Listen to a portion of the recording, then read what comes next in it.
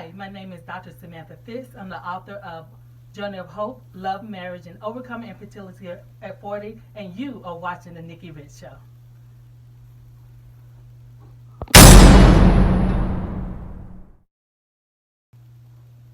Welcome to the Nikki Rich Show. I'm so honored because we got Dr. Samantha Fisk here, and we're so excited to have her here. And we're going to be talking about all the new projects and so forth. So, with no further ado, welcome, Dr. Samantha Fisk. All right. Welcome. Thank you for having me. It's such an honor to have you here today. We're going to talk about your journey. Mm-hmm. And speaking of, you just released a new book. Mm-hmm. And tell us the name and tell us a little bit about it. Okay, the name of the book is Journey of Hope, Love, Marriage, and Overcoming Infertility at 40. I love it. And I wrote it to inspire women, especially black women, because infertility is a very kind of like taboo topic in our, In for our us. community. It is. Yeah, so I wanted to write the book so I can inspire women and men as well. And not only that, you're educating us. And you're educating us about fertility, you know, because I'm 40, I haven't had kids yet, you know, but I hope I can. I'm not sure if I can or not, but I hope I can. So you're educating people like me on that as well. Yes. And so at first when I was going through my journey, I was really embarrassed. And I'm like, I would never ever disclose it because it was kind of like one of those things like, what's wrong with you? But a lot of my coworkers and friends, and when they saw me go through the journey, it was like, you need to put that in a book. They saw me with the infertility diagnosis. They saw me not giving up. And I was very private about it. Only a few people knew about it. I had a miscarriage. I begged my mom not to tell anybody in my family. And here I am talking to Nikki Rich and telling all my business to you. But I think because of people like Michelle Obama and others that have come out, I think it's more talked about now. And of course, Gabrielle Union, and the list can go on and on and on. So now we're just trying to get the message out so it won't be so much, such a taboo topic. Exactly, and I love it. And also, I want people to know too, when I mentioned earlier, you're an educator. You're always educating people, and you're working. You're always giving back. You're also a special needs educator. Yes. So my background is special education. Currently, I'm an autism specialist and behavior support. So I've been in education for over 20 years. And so, so I've done so much to take care of other kids. Now, when it was time for me to have my kid, it's like, okay, it just wasn't easy. And I love it because you talk about the journey of hope. And with those special education, they are always on a journey of hope. Oh, yes. To me, I guess, that's kind of like my life. My ministry is always to support and inspire no matter what the issue is, whether it's special education or infertility. They kind of have the same message. And with the education, she is also getting the top accolades, graduating with honors from Alabama. Yeah, Alabama State University. Yes, that's where HBCU. I went to Alabama State. I also went on to get my master's, my EDS, and my doctorate. So I'm just a lifelong learner. I like going to school. I am too. Yeah, I understand. Yeah. And also I wanted to bring up, a part of my book is about love because again, I live in Atlanta, and the dating game here in Atlanta is LA is bad too. Yeah. So it's probably about the same. And so I grew up, and I was like, when I have a baby, I want to be married. And I met so many guys along the way, and it was kind of like, nope, he's not it. And so when I finished my doctorate degree, I said, okay, Lord, I'm ready to get married. And 3 months later, I met my husband. I met him online. Wow. Yeah, and 8 years in.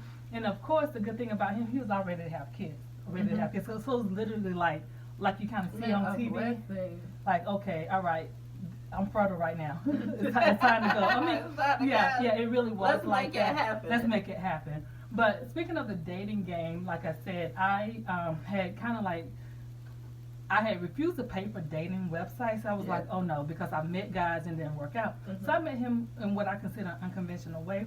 I have a rental property, and I had posted my rental property online, and I was like, "Ooh, they have personals," and so I looked through, and it was free. What? Yeah, it was free. So I sent him my picture. Hey, I saw your profile. Hit me back if you're interested. He hit me back, and the rest is history. I love Yeah, it. so it was very, very Oh, she's unconventional. becoming matchmaker through the rental property. Yes, yes, a classified website. Yes, Yes, I it was love it. Craigslist. Oh my goodness. I know, right? And How that. cool is that though? That's so Guess cool. what? They don't even have the personals up because of all the bad stuff that's Okay. happening. But yeah, at first I was embarrassed about telling people I met him on Craigslist, but 8 years later, he's okay. Oh my gosh, he is, and you're doing so great. You also, you know, for them to know that you also had the best book finalist. You was the best book finalist. Yeah, and You know, award. and that's really amazing with the journey of hope Uh-huh. and everything we're talking about, from the relationships to your work.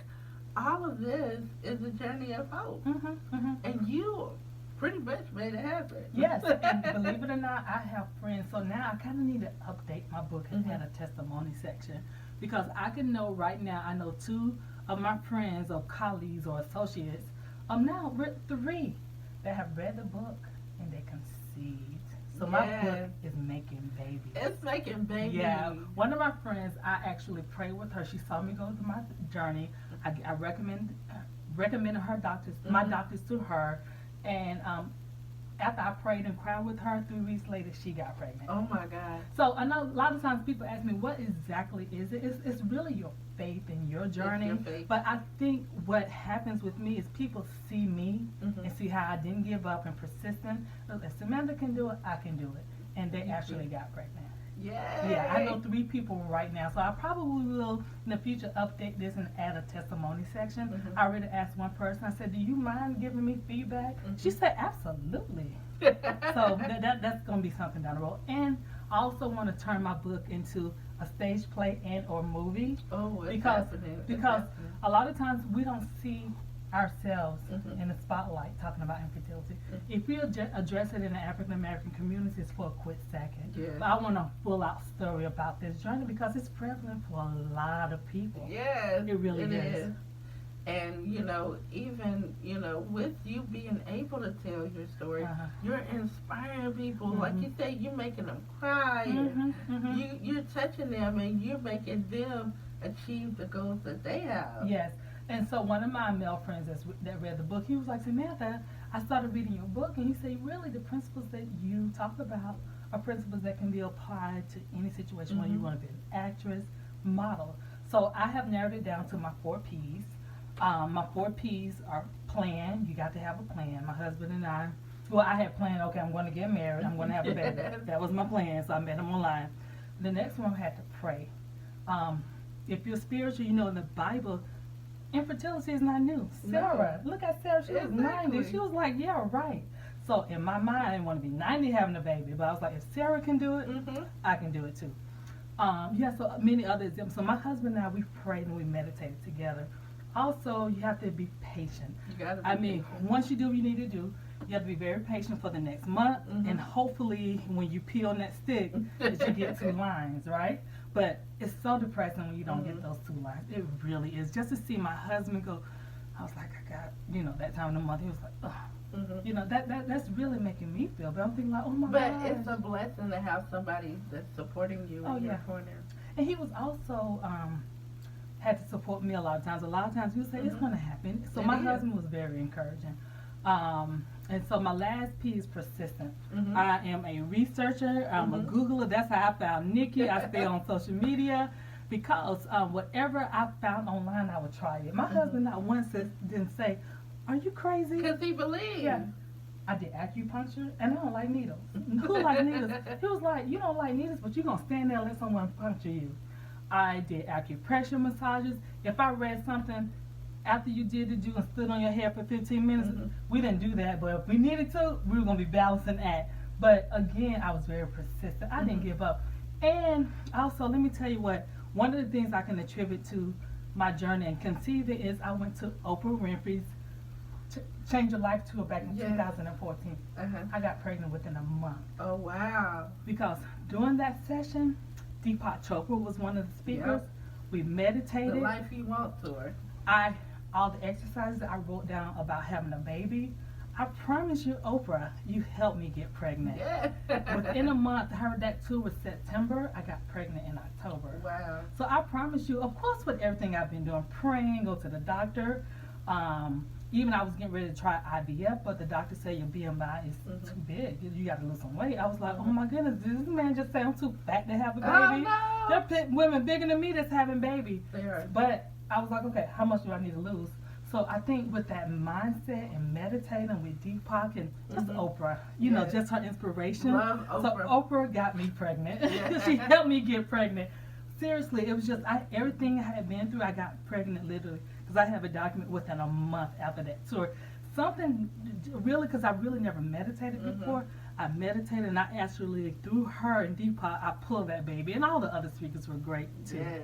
So yeah, so I can't wait. So I am going to the 2020 Vision Tour on tomorrow. Yes. So I can't wait to see what I'm going to birth next. I want to talk about the 2020 vision because this is our theme this year. So tell us a little bit about your 2020 vision. So my 2020 vision is to start a nonprofit organization to raise money for women that need assistance when they're going through infertility. Because you know, infertility or fertility treatments are very, very expensive. It is. So that's one of my visions, and also to make my book a stage play, like I said earlier, or either a script. So maybe I can pitch it for a show or a movie. So that's kind of like my 2020 vision. I do have a couple more book signings lined up. I don't have them the exact dates, but I know those are coming up. And also, too, I've been invited to speak in my hometown to a group of young ladies. So right now, I got some things in the work. And I even have a health fair at the end of the year. So I have events coming. So my goal is to keep this topic relevant and to just expose and speak at various events.